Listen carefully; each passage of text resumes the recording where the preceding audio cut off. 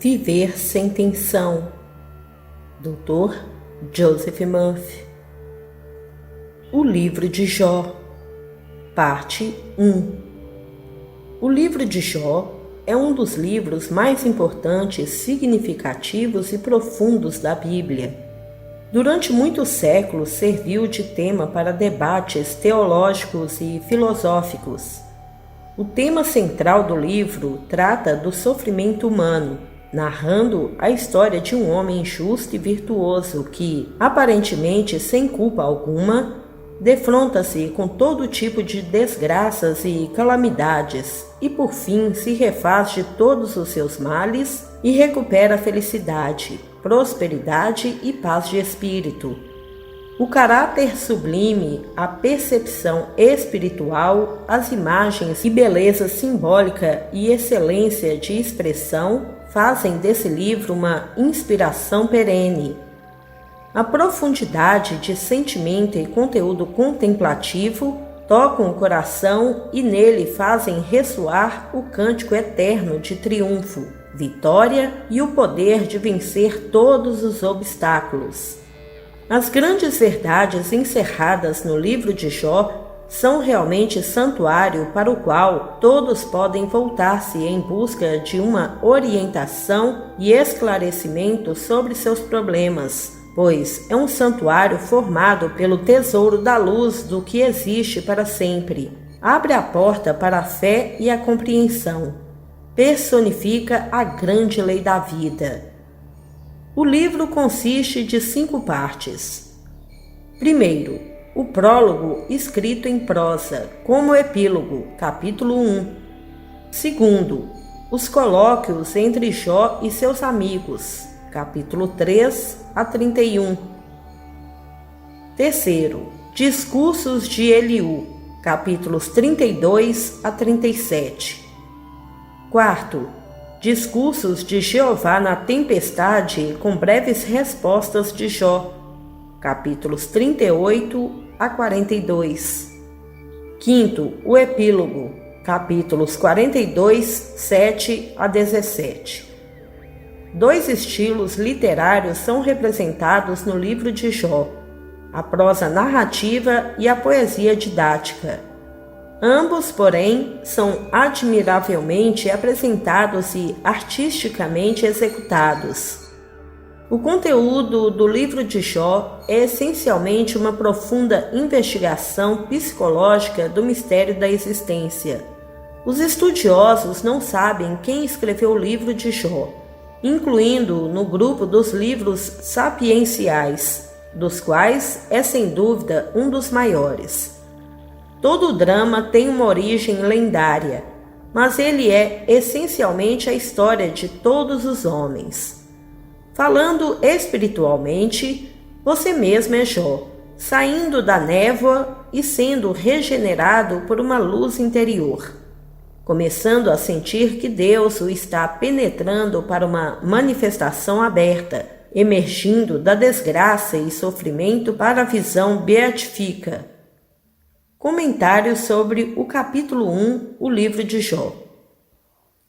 Havia na terra de Uz um homem chamado Jó.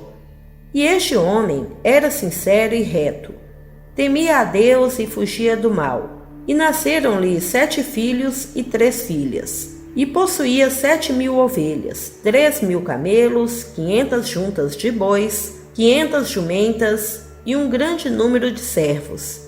E este homem era grande entre todos os orientais. Seus filhos iam às casas uns dos outros e banqueteavam-se cada um em seu dia, e mandavam convidar suas 3 irmãs para irem comer e beber com eles. E tendo decorrido o turno dos dias de banquete, Jó mandava chamar seus filhos e purificava-os, e levando-se de madrugada, oferecia holocaustos para cada um deles, porque dizia: talvez meus filhos tenham pecado e tenham ofendido a Deus nos seus corações. Assim fazia Jó todos os dias. Porém, um certo dia, tendo-se os filhos de Deus apresentado diante do Senhor, encontrou-se também Satanás entre eles. O primeiro versículo significa que todos nascemos neste mundo que se chama Us, isto é, o estado condicionado. Nascemos em tudo o que representa o nosso ambiente e somos condicionados pela influência paterna, meio ambiente, mais a influência da mente racial. Cada indivíduo é realmente um conjunto de crenças, opiniões, conceitos que revestem o ser real. A palavra homem em sânscrito significa o medidor. Portanto, o homem é a mente que mede todas as coisas. Você está na terra de Us, um mundo condicionado ou estado de limitação, servidão e restrição, até despertar para suas potencialidades interiores. Cada filho que nasce no mundo é o ser infinito assumindo a forma dessa criança. Você nasce neste mundo para a alegria da auto-revelação. Se os seus poderes interiores funcionassem automaticamente, nunca poderia descobrir-se a si mesmo. É possível você utilizar as forças da vida tanto positivamente quanto negativamente. Do contrário, nunca poderia crescer, expandir-se ou deduzir uma lei delas. Nós todos permanecemos sob a servidão de nossos conceitos hereditários. Primeiro treinamento teológico e crenças doutrinárias até aprendermos a respeito da capacidade criadora da nossa mente para alterar as condições e levar a cabo os desejos queridos de nosso coração. Em seguida, a revelação das leis mentais e espirituais da vida, você se livra do jugo da servidão e deixa de submeter-se ao poder hipnótico das opiniões e falsos conceitos. A fim de despertar os seus poderes superiores, você deve deixar de ser infantil, livrando-se dessa identificação com o ser carnal. Deve provar que você não é apenas a carne e só funciona na carne. Todos os seus pensamentos, sentimentos, emoções, imaginação e sonhos são invisíveis e não posso ver a sua mente nem espírito, e tampouco a sua fé, esperança, confiança, amor, alegria, afeição, ponderações, desejos, anseios, aversões, gostos e desgostos. Todos são em si invisíveis. Eles constituem você. É muito mais do que seu corpo. Este é apenas a sua mente condensada ou espírito em manifestação. No versículo 1, disse: o homem era sincero e reto, temia a Deus e fugia do mal. A criança normal que nasce do amor é livre do medo, doença e quaisquer distorções. Deus não nos deu o espírito do medo, mas do poder, do amor e da mente sã. Quando você era pequeno, tinha excelente saúde, era cheio de energia, alegria, entusiasmo e vitalidade. Não sabia nada sobre guerra, crime, doenças e desumanidade do homem para com seu semelhante, nem o conflito das teologias, o labirinto dos dogmas religiosos e os temores supersticiosos da multidão. No berço você era inocente, e em sua imaginação provavelmente brincava com os anjos. Versículo 2. Os seus 7 filhos são a visão, o tato, o paladar, a audição, o olfato, a concepção e a reprodução. No início da vida, naturalmente usamos essas faculdades positivamente, ativamente e em geral em boas experiências. Quando essas faculdades se tornam passivas, receptivas e sujeitas a influências externas negativas e falsos conceitos, elas passam a ser simbolizadas em 7 filhas. Moisés encontra as 7 filhas no Egito. Êxodo 2, versículo 16. As 3 filhas mencionadas no versículo 2 estão em todos nós. É a trindade ou capacidade criadora que nos permite apresentar as nossas ideias como forma, experiência e fatos. Havia doutrinas da trindade muito antes do cristianismo. A doutrina da Trindade ou Deus Trino foi ensinada na antiga Índia, China, Babilônia, Egito e em todos os países do norte. Na China, a Trindade era simbolizada pelo Pai, Mãe e Filho, ou ideia, sentimento e manifestação. São necessárias duas coisas para produzir uma terceira: um pensamento claro e definido mais um calor de sentimento produzem uma fusão, resultando numa terceira expressão, que é a resposta à sua oração. Os antigos hebreus escreviam segundo um sistema de simbolismo numérico e se somarmos 7 com 3 teremos 10. E isso simboliza Deus em ação em nossas vidas. 0 é o símbolo da fêmea e 1 é o símbolo do macho. Em linguagem simples, o livro de Jó nos fala a respeito da interação dos princípios masculino e feminino dentro de nós, ou relações mútuas entre a nossa mente consciente e subconsciente.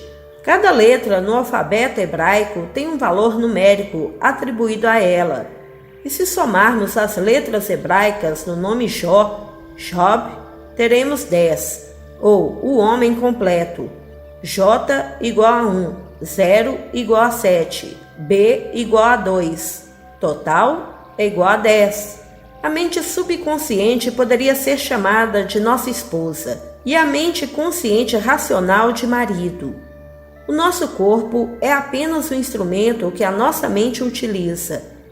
A nossa mente consciente e subconsciente estão sempre agindo em inter-relação e de sua união surgem todas as nossas experiências, condições e circunstâncias, sejam elas positivas ou negativas. O inter-relacionamento harmonioso e pacífico dessas duas fases de nossa mente produzem saúde, sucesso e uma vida alegre. O elemento masculino em você pode ser considerado como seu pensamento, ideia, plano, imagem ou propósito. O feminino é a emoção, sentimento, entusiasmo, fé e receptividade.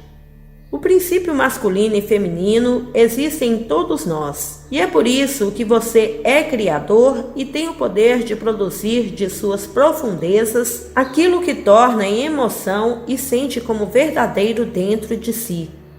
Quando a sua ideia e sentimento se unem e se tornam um só, esse um é Deus em ação, pois o seu poder criativo divino agora se manifesta como orientação, cura ou verdadeiro lugar na vida. Existe um poder criador em todo o mundo, e esse poder criador é Deus.